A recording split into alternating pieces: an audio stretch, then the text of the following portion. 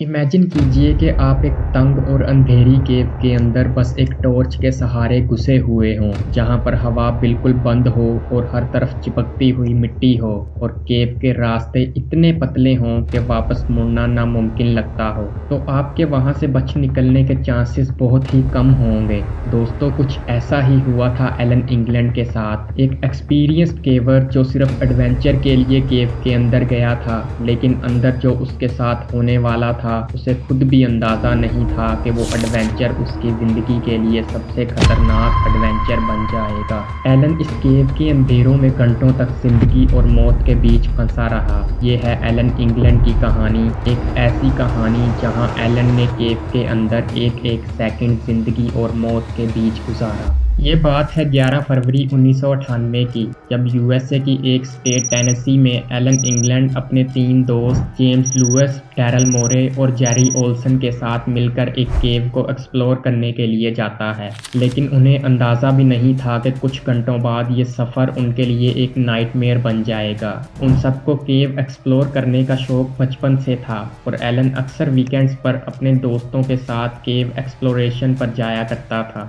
उस दिन इन चारों ने डिसाइड किया कि वो वेदरली वेल केव को एक्सप्लोर करने के लिए जाएंगे, जो अपनी डेंजरस टनल्स और डीप चैम्बर्स के लिए फेमस है। ये केव लगभग 1500 फीट तक फैली हुई है और इस केव के रास्ते बहुत ही तंग और गहरे हैं। केव में एंटर होते ही सामने एक 9 इंच चौड़ा और बिल्कुल वर्टिकल ड्रॉप आता है, जो कि 4 फीट तक गहरा है, जिसमें से मुश्किल से एक टाइम में सिर्फ एक ही आदमी लेट कर गुजर सकता है। और फिर इसके बाद एक 7 फीट गहरा वर्टिकल ड्रॉप आता है और फिर एक और 10 फीट लंबा वर्टिकल ड्रॉप है। इसीलिए इस केव के अंदर जाना एक एक्सपीरियंस्ड केवर के लिए भी काफ़ी खतरनाक साबित हो सकता है। इस वजह से कोई भी इस केव में जाने की हिम्मत नहीं करता था, लेकिन एलन और उसके दोस्त इस केव को एक्सप्लोर करने के लिए बहुत ही एक्साइटेड थे। फिर 11 फरवरी की शाम 4 बजे एलन और उसके चारों दोस्त मिलकर वेदरली वेल केव के बाहर पहुंचते हैं और वो टॉर्च लाइट के सहारे केव के अंदर चले जाते हैं।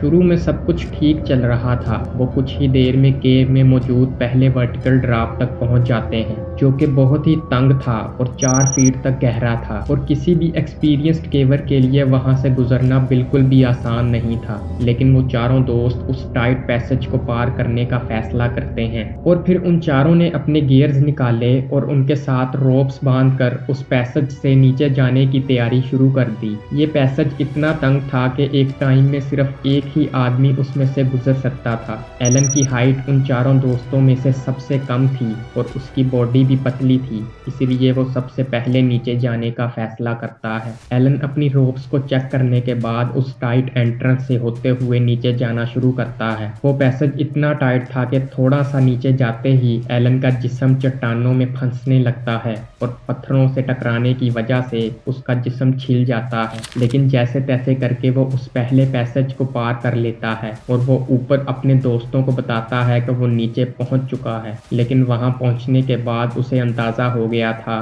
कि अगर उसे यहां पहुंचने में इतनी मुश्किल हुई है तो उसके बाद में आने वालों के लिए सफ़र और भी मुश्किल और ख़तरनाक हो सकता है। और थोड़ी ही देर बाद एलन अगले वर्टिकल ड्रॉप से नीचे जाना शुरू करता है, जो कि 7 फीट तक गहरा था। लेकिन यहाँ से वो ग्रेविटी की मदद लेते हुए काफ़ी आसानी से नीचे चला जाता है, क्योंकि ये पैसेज पहले पैसेज के मुकाबले में काफ़ी खुला था, इसीलिए एलन को नीचे जाने में कोई भी मुश्किल नहीं हुई। लेकिन दूसरे पैसेज से नीचे उतरने के बाद एलन को इस बात का अंदाज़ा होना शुरू हो गया था कि शायद उसने यहाँ तक आकर बहुत बड़ी गलती कर ली है, क्योंकि उसके सामने अब एक और वर्टिकल पैसेज था जो कि पिछले पैसेज से भी ज़्यादा गहरा था। और जब वो अपने हेडलैम्प की मदद से नीचे उस पैसेज में देखता है तो उसे वहाँ टेढ़े मेढ़े रास्ते और अंधेरा ही अंधेरा नजर आता है। ये पैसेज लगभग 10 फीट से भी ज़्यादा गहरा था और क्योंकि एलन एक एक्सपीरियंस्ड केवर था, इसीलिए उसे जल्द ही इस बात का अंदाज़ा हो जाता है कि यहाँ से अकेले आगे जाना काफ़ी खतरनाक होगा, क्योंकि अगर वो किसी गलती की वजह से इस पैसेज में फंस गया तो उसे अपनी जान से हाथ धोना पड़ सकता है। इसीलिए वो बिना और आगे बढ़े ये फैसला करता है कि वो वापस ऊपर जाकर कुछ और इक्विपमेंट्स लेकर अपने किसी दोस्त के साथ नीचे आएगा ताकि वो यहाँ से और आगे जा सके। यहाँ तक पहुँचते पहुँचते एलन काफी थक चुका था और उसके कपड़े भी गीले हो चुके थे। फिर वो अपने केविंग एक्सपीरियंस को इस्तेमाल करते हुए रस्सी की मदद से 7 फीट के ड्रॉप से ऊपर जाने लगता है। वो अपने हाथों की मदद से रस्सी को खींचते हुए और अपने पैरों को चट्टानों में फंसा कर जैसे तैसे करके फर्स्ट ड्रॉप तक पहुंच जाता है। लेकिन यहाँ एक बहुत बड़ा चैलेंज उसका इंतजार कर रहा था। अब एलन को उस 4 फीट के ड्रॉप से ऊपर जाना था जो कि बहुत तंग था और उसे पहले भी इस ड्रॉप से नीचे आने में काफी मुश्किल का सामना करना पड़ा था। लेकिन अब उसे रस्सी की मदद से ग्रेविटी के अगेंस्ट इस टाइट पैसेज से गुजरकर ऊपर जाना था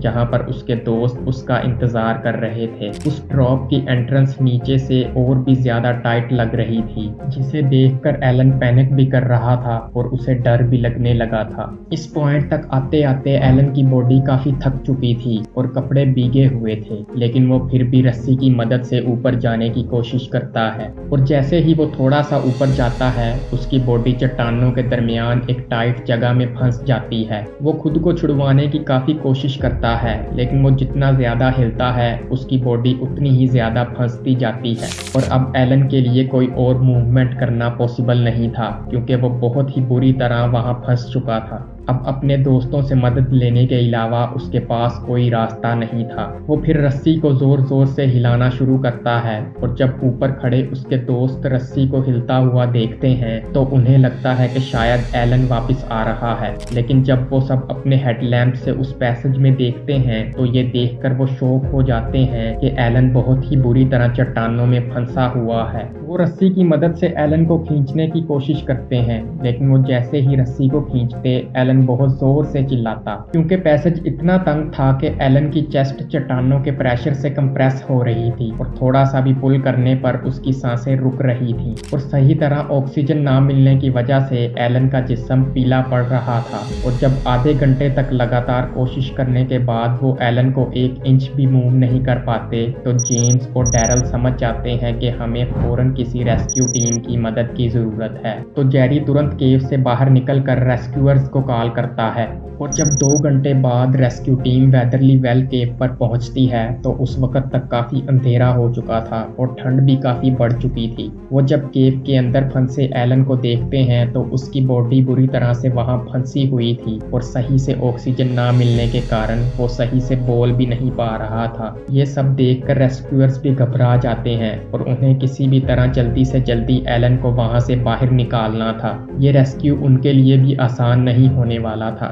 सबसे पहले रेस्क्यूअर्स उस टाइट पैसेज के अंदर जाकर एलन को कुछ वार्म ड्रिंक्स देते हैं और फिर फैसला किया जाता है कि एक पुलिस सिस्टम के जरिए एलन को खींच कर ही निकाला जाएगा। ऐसा करने से एलन की बॉडी बुरी तरह से जख्मी हो सकती थी, लेकिन यही एक वाहिद रास्ता था। और फिर रेस्क्यूअर्स ने एक पुलिस सिस्टम इंस्टॉल किया और एलन को रस्सी की मदद से ऊपर खींचना शुरू किया। वो जैसे ही एलन को खींचते वो जोर से चिल्लाता क्योंकि उसकी चेस्ट कंप्रेस हो रही थी और उसका जिस्म चट्टानों से रगड़कर जख्मी हो रहा था। एलन को लग रहा था कि शायद ये उसकी जिंदगी की आखिरी रात है क्योंकि उसका जिस्म बिल्कुल नम हो चुका था। और फिर काफी देर कोशिश करने के बाद रेस्क्यूअर्स एलन को उस टाइट पैसेज से थोड़ा सा ऊपर निकालने में कामयाब हो जाते हैं। अब उसके दोस्तों को ये लगने लगा था कि एलन को बाहर निकाल लिया जाएगा और फिर 1 घंटे की लगातार कोशिश के बाद रेस्क्यू टीम एलन को बाहर निकालने में कामयाब हो जाती है। बाहर निकालने के बाद जब रेस्क्यूअर्स ने एलन को देखा तो उन्हें तुरंत अंदाजा हो गया कि वो कितनी बड़ी ट्रेजेडी से बचकर आया है। एलन फिजिकली एग्जॉस्टेड था, उसकी ब्रीदिंग हैवी थी और उसकी बॉडी पूरी तरह छिल चुकी थी। लेकिन सबसे ज्यादा हिला देने वाली बात यह थी कि एलन एक मेंटल शॉक से गुजरा था। इतनी तंग जगह में फंसकर घंटों तक मौत का इंतजार करना कोई छोटी बात नहीं थी और अगर थोड़ा सा और डिले होता तो उसके लंग्स कोलैप्स हो सकते थे या फिर ऑक्सीजन की कमी की वजह से वो मर सकता था। एलन का सर्वाइवल किसी मिरेकल से कम नहीं था। तो दोस्तों, ये थी एलन इंग्लैंड की सर्वाइवल स्टोरी। क्या आप कभी ऐसे एडवेंचर पर जाना पसंद करेंगे जहां पर आपकी ज़िंदगी दांव पर लग जाए? हमें कमेंट करके बताएं। और अगर आपको ऐसी ही कहानियां पसंद हैं तो हमारे चैनल को सब्सक्राइब कर लें। ज़रा सोचिए कि कुछ घंटे केव में गुजारना एलन के लिए कितना मुश्किल था, लेकिन थाईलैंड में 12 से 16 साल के 12 बच्चे पूरे 18 दिन तक एक केव में फंसे रहे, और वो भी बिना किसी खाने और मदद के। ये थी थाईलैंड केव रेस्क्यू की कहानी, जिसने पूरी दुनिया को हिलाकर रख दिया। Dramatic breaking news. A true miracle. 환호성이 터져나왔습니다. The moment.